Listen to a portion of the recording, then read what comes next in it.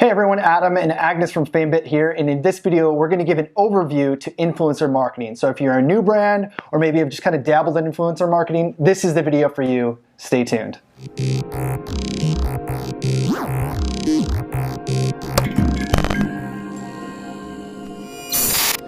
So influencer marketing, someone's barely heard of it or never heard of it. How would you explain it to them, top level? Yeah, essentially it's partnering with this generation's celebrities, individuals who create content that's either comedic, entertaining, informative, and they do it on channels, on social media channels, whether it be YouTube, Instagram, Twitter, Facebook, Vine, and so forth. And it's getting your brand message integrated natively within their content. And so, you know, these individuals, they have created incredible shortcuts to building brand affinity. So that's really a key for brands. And when you're partnering with them, Keyword, partner. Partnering, yes, the influencers need to be in the driver's seat of the content. You're not only getting, you know, a brand ambassador, you're also getting high quality content and you're getting distribution. Absolutely. And again, just partnering is such a key. It's a relationship when you're working with influencers. It's not a one-way thing. These aren't commercials that you're paying for. So a partnership and a relationship for integrated content where you're already baking what you have into what they already create. 100%. The more authentic, the more organic, the better. So with your experience, what would you say in terms of like how should a brand qualify an influencer? Sure. So what is an influencer basically? Yeah, so to me, an influencer is anyone that has looked to as an authority or a trusted figure around a certain topic, whether that be gaming or fashion and makeup. Somebody, like their community comes to them to look for advice, tips, training, you name it. And what I think is really interesting is this used to be like celebrity level status. Yeah. But now the bar is anyone can start a YouTube channel, anyone can have an Instagram feed and kind of become this authority in this type of influencer. You don't have to have 1 million subs or followers to be an influencer. You can really have a lot of influence over a community at, you know, just a few thousand or a few hundred subs. What would you say makes influencers incredibly powerful? Yeah, I really think it just has to come down to that these influencers are seen as peers. They're not seen as celebrities. Like back in the day, I'd always look to my friends and like people around me in class to like what is cool and what, like what I should check out. But now with, you know, YouTube, a YouTuber is basically, you can view them on the same level as you. Like I could start a YouTube channel, like, you know, that's what we're doing right now. So you're on the same level. And when you have people on the same level, there's just a lot more trust in what that other person is saying. You feel like you can relate to them. And relatability is, I think, one of just the most powerful things about influencer marketing. Yeah, I also would say the element of choice and the fact that you as an audience, you know, you are seeking out that content, you're picking who you're subscribing to, you're choosing what to watch, what to read, what to sort of, you know, take in versus, you know, watching television and seeing an ad that's being served to you perhaps without your permission. Yeah, and it's not even on target for you, like you're not engaged, it's just kind of like hitting your face and falling off, right? Yeah.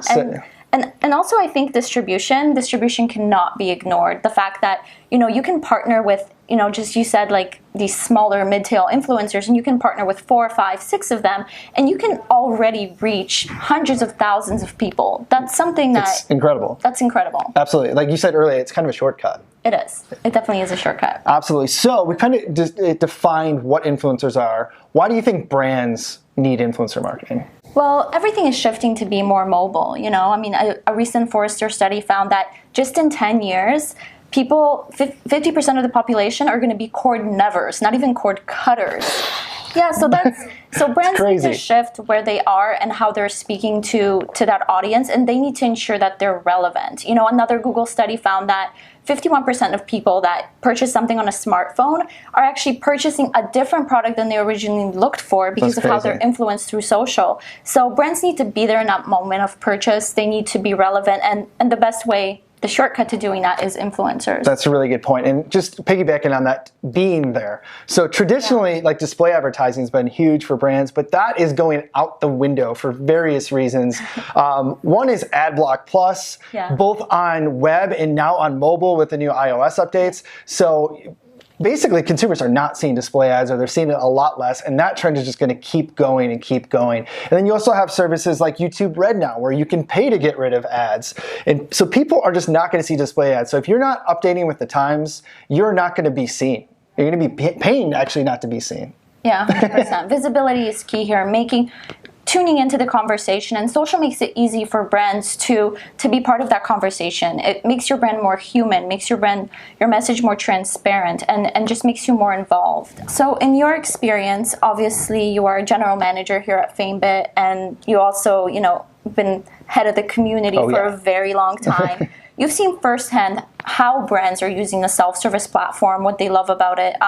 So can you speak a little bit about that? Yeah, so I think one of the biggest surprises brands have is that we've kind of flipped everything around. We pulled a 180 and everything. So what that means is a brand posts a campaign, and now influencers come to them. Where traditionally, a brand has got to go out, they got to find these influencers, they got to find their email address, they got to send these emails. It takes forever, manage spreadsheets. All this stuff is super inefficient and takes a lot of time. So the way it works on FameBit, again, other way around, these influencers are already showing interest in you, your product, your brand. They're already saying, hey, I think my audience is going to be interested in what you have here, and here's what I can do for you. Right. So you take this a step further, and it's just a lot more efficient at scale. You can go a lot wider, hire a lot more influencers, and not put your whole marketing or influencer budget on one influencer. You can hire 10, 15, however many, and get a lot more bang for your buck. Yeah. So the reversal of the process is incredibly powerful because it really minimizes rejection. It minimizes rejection for the brands. You're not wasting your time going, seeking out people that would never be interested or perhaps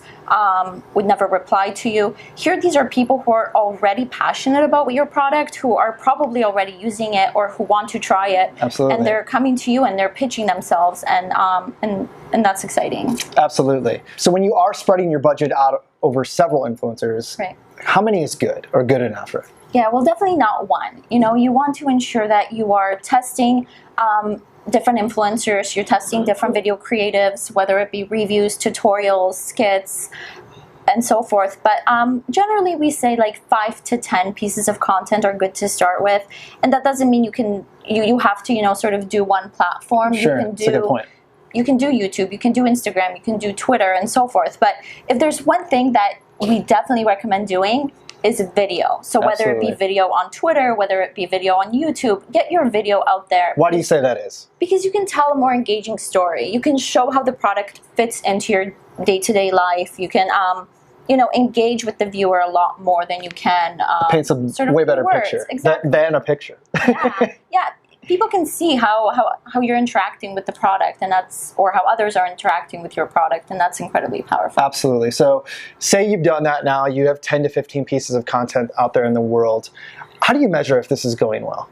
Well, there's, a multitude of ways in which you can measure, but ultimately it comes down to sort of what is your goal for the campaign. That's a really good point. Whether it is to gain more followers on social, whether it is to drive more sales, whether it is to, brand awareness and so forth.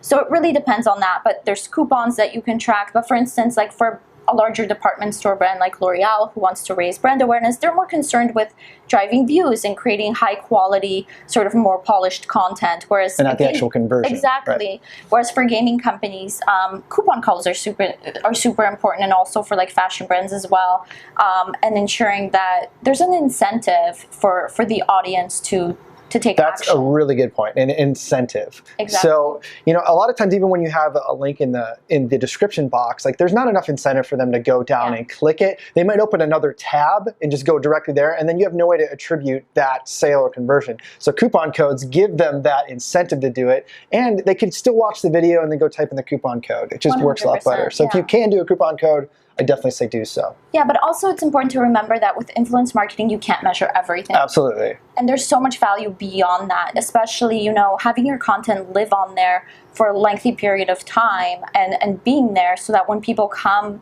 and try to find your brand, or they're consuming the content of the influencer, they're going to come across you. And that's incredibly valuable. Yeah, I mean, YouTube is the second biggest search engine. Right. And the one that I go to most when I'm looking for new product reviews, and I think a lot of people are moving that way, especially the younger generation. So that content lives on there forever. 100%. Super powerful.